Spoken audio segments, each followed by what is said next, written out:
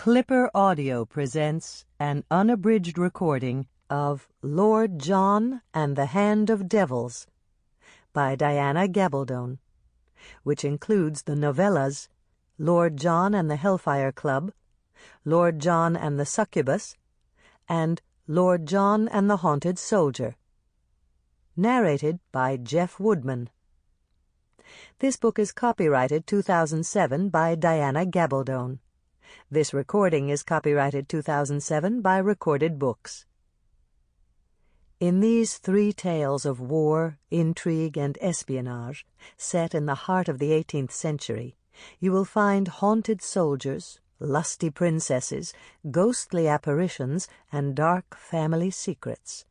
It is here that Lord John Grey will face enemies who come in the guise of friends, memories in the shape of a fiery-haired Scot named James Fraser, and allies who have the power to destroy him with a single blow. And now, the first novella in this collection, Lord John and the Hellfire Club. Part 1. London, 1756. The Society for Appreciation of the English Beefsteak, a gentleman's club. Lord John Grey jerked his eyes away from the door. No, he mustn't turn and stare. Needing some other focus for his gaze, he fixed his eyes instead on Quarry's scar. "A glass with you, sir." Scarcely waiting for the club's steward to provide for his companion, Harry Quarry drained his cup of claret, then held it out for more. "And another, perhaps, in honour of your return from frozen exile?" Quarry grinned broadly, the scar pulling down the corner of his eye in a lewd wink as he did so, and lifted up his glass again. Lord John tilted his own cup in acceptance of the salute, but barely tasted the contents. With an effort, he kept his eyes on Quarry's face, willing himself not to turn and stare, not to gawk after the flash of fire that had caught his eye in the corridor.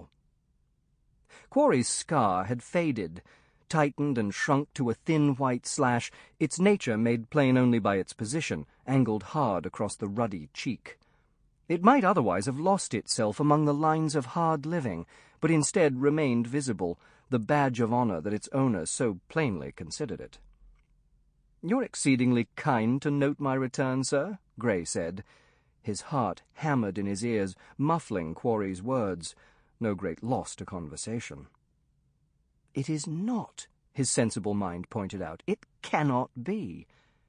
Yet sense had nothing to do with the riot of his sensibilities, that surge of feeling that seized him by nape and buttocks as though it would pluck him up and turn him forcibly to go in pursuit of the red-haired man he had so briefly glimpsed. Quarry's elbow nudged him rudely, a not unwelcome recall to present circumstances. "Among the ladies, eh?" "Eh?" "I say your return has been noted elsewhere, too. My sister-in-law bid me send you her regard and discover your present lodgings. Do you stay with the regiment?" "No, I am at present at my mother's house in Jermyn Street." Finding his cup still full, Grey raised it and drank deep. The beefsteak's claret was of excellent vintage, but he scarcely noticed its bouquet. There were voices in the hall outside, raised in altercation. "Ah, I'll inform her then. Expect an invitation by the morning post. Lucinda has her eye upon you for a cousin of hers, I dare say. She has a flock of poor but well-favoured female relations whom she means to shepherd to good marriages." Quarry's teeth showed briefly. "Be warned." Grey nodded politely.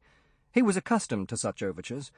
The youngest of 4 brothers, he had no hopes of a title, but the family name was ancient and honourable, his person and countenance not without appeal, and he had no need of an heiress, his own means being ample.